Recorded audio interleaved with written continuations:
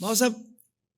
دیکھیں زمانہ ایسا ہو گیا ہے کہ اللہ پر توکل لوگوں کا بہت کم ہوتا جا رہا ہے اور توہمات کی طرف لوگ بڑھ رہے ہیں، اور ایسا نفسا نفسی کا عالم ہے، پتہ نہیں وہ لوگوں کی ترقی دیکھ کر خوش نہیں ہوتے اور فوراً کسی سفلی عامل کے پاس جو گندے عملیات کرنے والے ہوتے ہیں، جو برے عملیات والے ہوتے ہیں، ان کے پاس جا کر اپنے ان رشتہ دار عزیز یا کسی کے لیے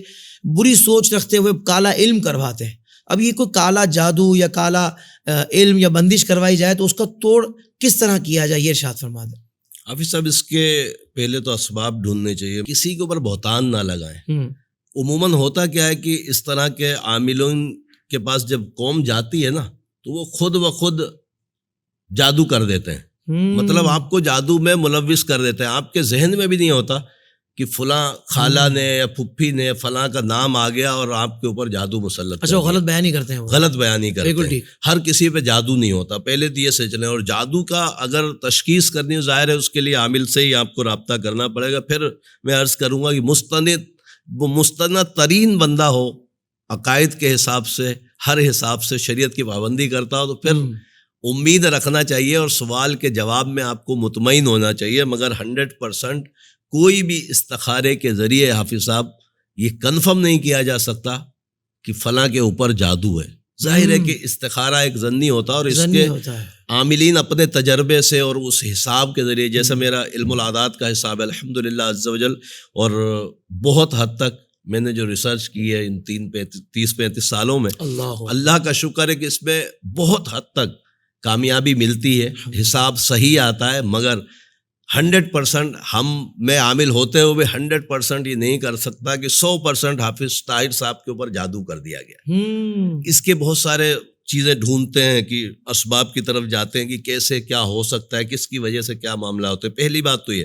دوسری بات جو حافظ صاحب نے فرمایا کہ جادو اگر ہو گیا ہے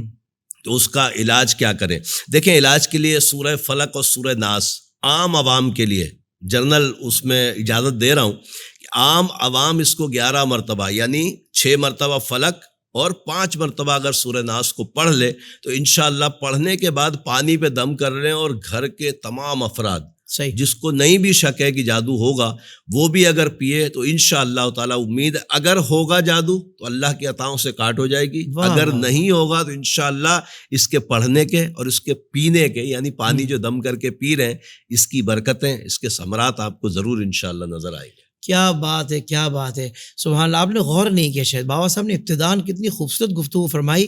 کہ بھائی آپ جب کسی ایسے عامل کے پاس جائیں گے جو برے عملیات کرتا ہے تو بھائی وہ کالا جادو کسی نے کروایا نہیں کروایا وہ تو ایک طرف، مگر اس کے غلط بیانی کی وجہ سے کہ بھائی فلاں نے کروایا، اس کی وجہ سے خاندانوں میں جو ایک جھگڑے شروع ہوتے ہیں، وہ کتنا بڑا وبال ہے، وہ کتنا بڑا فساد ہے، بدگمان ہو جاتا ہے، بدگمانی ہو جاتی ہے، اور بدگمانی تو ہمارا اسلام اس کی اجازت نہیں ہے۔ یعنی اولاً تو یہی اجازت نہیں کہ بھئی کسی کا نام بتایا جائے، عاملین کو یہ اجازت ہو تو بھائی ان کو کیا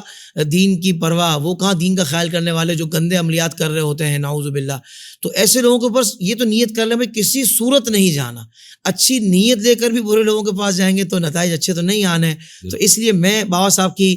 بات کی روشنی میں یہ ضرور آپ سے گزارش کروں گا کہ آپ بھی اس بات کا دھیان رکھیں کہ بھائی کبھی بھی کسی برے عامل کی طرف نہیں جانا، بلکہ جو قرآن پاک پڑھنے کو دیتے ہیں، روحانی وظائف دیتے ہیں، اللہ کے اسماء پڑھنے کو دیتے ہیں خاص وقت میں، خاص تعداد میں، ان کے پاس جائیں، انشاءاللہ وہ شریعت کا پاس کرتے ہوئے آپ کو جو تجویز کریں گے، اللہ نے چاہا تو انشاءاللہ اس میں آپ کے لیے برکت بھی ہوگی اور شفا بھی ہوگی۔